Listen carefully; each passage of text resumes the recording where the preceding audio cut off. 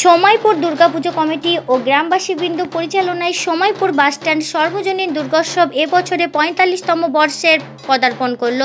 কয়েকদিনের মনোজ্ঞ সাংস্কৃতিক অনুষ্ঠানের মধ্যে দিয়ে দুর্গাপুজো অনুষ্ঠিত হয়। বাঁশ ও কাপড় দিয়ে ঘেরা দুর্গা মন্দির আজ অট্টালিকায় পরিবর্তন হলেও দেবী মায়ের প্রতি নিষ্ঠা ও ভক্তিতে কোনো মতে খামতি ঘটেনি।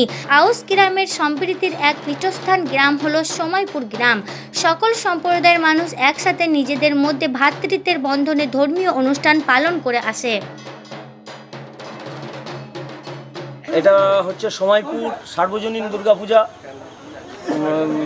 এবছরে ৪৫তম বর্ষ।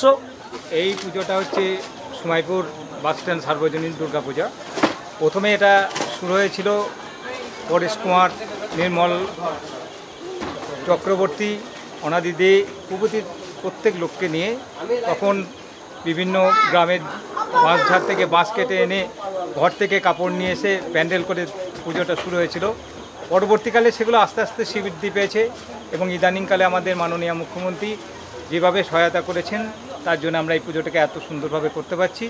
গ্রামের সকল মানুষ চাঁদা দিয়ে তাদের আশীর্বাদ দিয়ে আমাদের এই পুজোটা করে সবাই জড়ো হয়, আমরা খুব আনন্দ করি। এই তোতন কন্যা যিনি আছেন এনার মাধ্যমে আজকে আমি এই জায়গাতে এসেছি। উনি আমাকে শিখিয়েছিলেন, আমি কিছুই জানতাম না, কিন্তু ওপরওয়ালা চাই। সঙ্গে ছিলেন সম্মানীয় বসন্ত ব্যানার্জি, আমাদের যিনি ডিরেক্টর ছিলেন।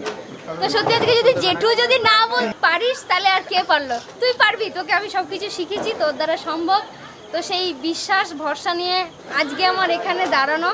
আর সত্যি আমি জানি না যে জেঠুর মান আমি রাখতে পারলাম কিনা, চেষ্টা করেছি নিজের মতো করে দেওয়ার, কিন্তু এই পার্ট পুরোটাই অনেকটা আলাদা ছিল সাধারণ মানুষের থেকে, কারণ পাগলামো, খেপা, ভালো, কান্না সব কিছু মিলিয়েছিল।